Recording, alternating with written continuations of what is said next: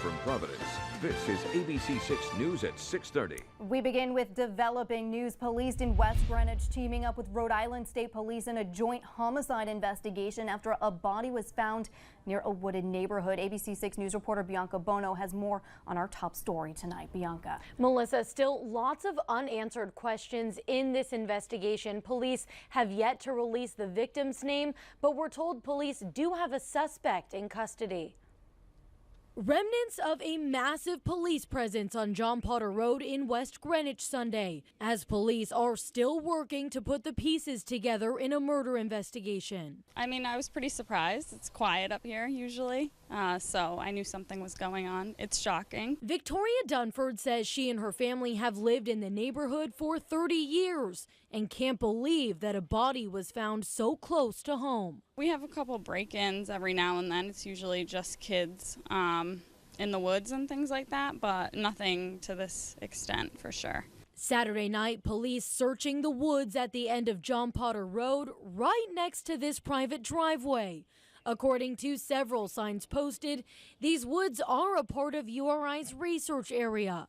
West Greenwich police have confirmed to ABC 6 that they do have a suspect in custody, but have not released any information about the victim. Dunford doesn't believe it's someone from her tight-knit neighborhood. I would say no, probably. If anything, I would think it's more random. And police tell me there is no threat to the general public and community members should feel safe. Again, this investigation remains ongoing. Live in the newsroom, I'm Bianca Bono, ABC 6 News. Bianca, thank you. One person sent to the hospital after a large tree fell on top of two parked cars in Providence. The heavy branch snapping this afternoon on a road near the Temple of Music at Roger Williams Park. Police telling ABC 6 News that an elderly man was sitting in his car when that tree came crashing down. He was treated for minor injuries. The driver of another vehicle had just gotten out minutes before. The people were visiting the park to see the boots on the ground exhibit.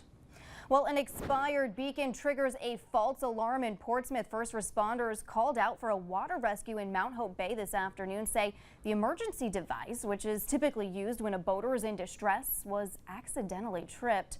After searching for more than an hour alongside the U.S. Coast Guard, Portsmouth firefighters say that vessel was found safe in a Bristol marina.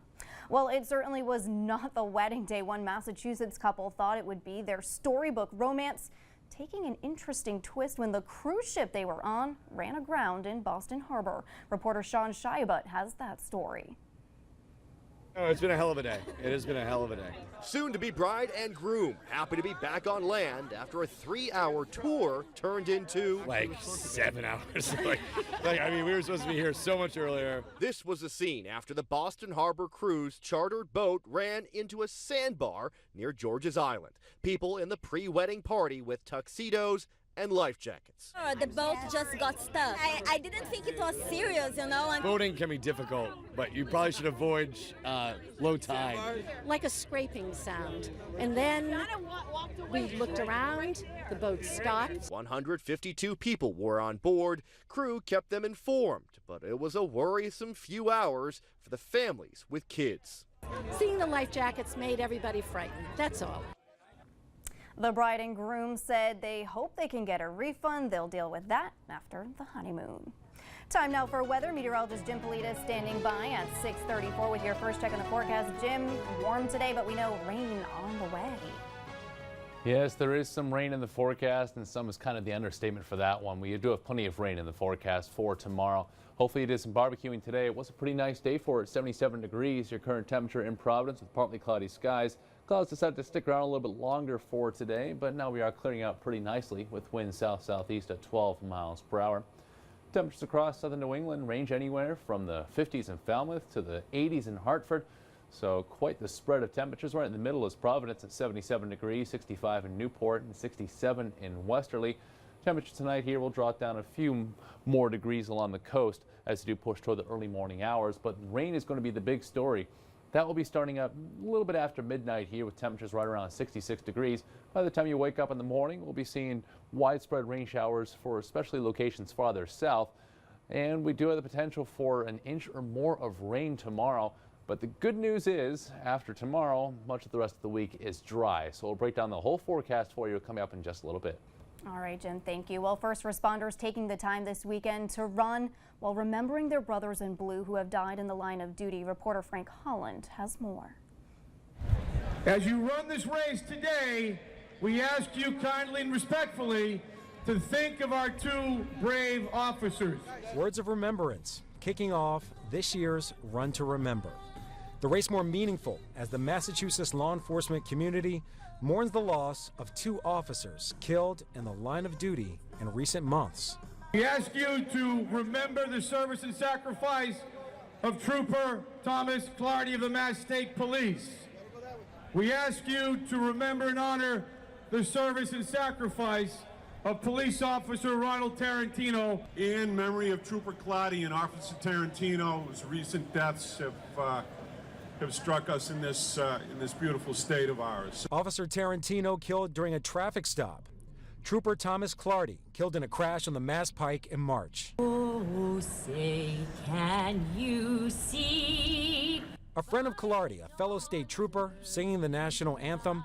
A group of runners representing the family and friends of those fallen officers starting this race. I attend those police funerals, and it's very emotional. Joe Baroni, an officer from Western Mass, and his two daughters wearing these shirts as a tribute.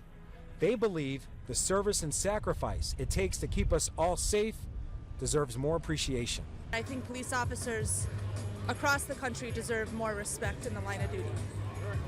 And that race is sponsored by the Boston Police Department. Money raised benefits community and kids programs of the Boston Police Runners Club. Still to come tonight, Donald Trump tries to woo veterans as Bernie Sanders keeps up pressure for a debate. And like it or not, mosquito season is here. The state urging residents to take precautions as officials begin trapping.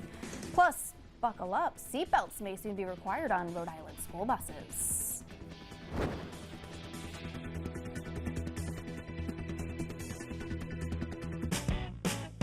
No way, it's a Chevy. It's the Chevy Memorial Day sale. Time to get the crossover that's right for you. Trax, Equinox, or Traverse. It's very impressive. It's awesome. This is incredible. It'll be a good road trip car. The Wi-Fi is cool. It's fancy. I love it. Get more than you expect for less than you imagine during the Chevy Memorial Day sale. Current qualified competitive lessee is